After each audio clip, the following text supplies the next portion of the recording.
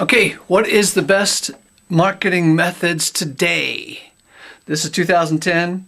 We're in the middle of a recession, maybe at the very beginning of it. So everybody who's in business or wants to jump into a business is wondering, what's the best marketing methods today?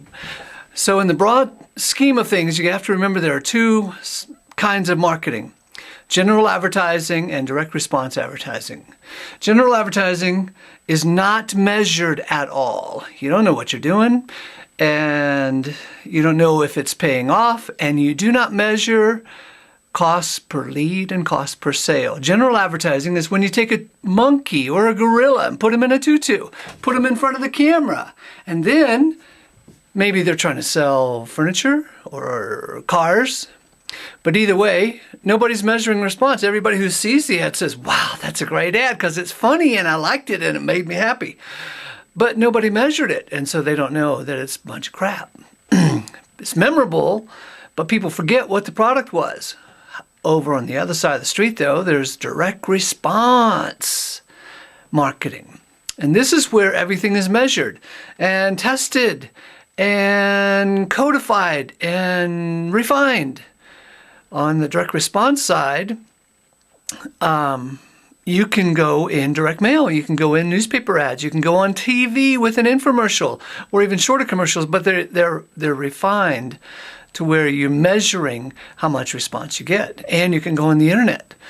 Direct response methods are wonderful on the internet, but you have to do everything with the thought in mind that you are going to measure cost per lead and cost per sale. See, a lot of people, a lot of business owners think that if you just measure the cost of advertising, that is one thing.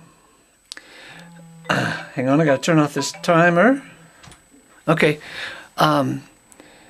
If you're measuring the cost of advertising, that's one thing. Let's say you're spending $5,000 on a direct mail campaign. Let's say you're spending $100,000 on a series of ads in the New York Times and the Wall Street Journal. Or let's say you're spending a lot of time building a website and developing a mailing list, an email list, autoresponders, and so forth. But if you're not measuring your cost per lead and cost per sale, you're only measuring your cost of advertising, and that's not going to get you anywhere. Because one thing you do may bring you in cost of leads at, say, $10 per lead, and another thing, a smaller adjustment, a little small adjustment may bring you in cost of leads at, say, 50 cents a lead. And then you may need 1,000 leads to convert, say, 100 of them to cash. So what is your cost per lead and what is your cost per sale? What are the best marketing methods today?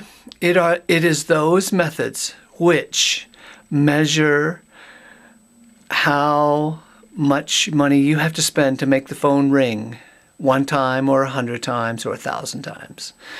Or how much money you have to spend in order to get X number of inquiries, X number of visitors to your site to actually punch the PayPal button and dump money into your account.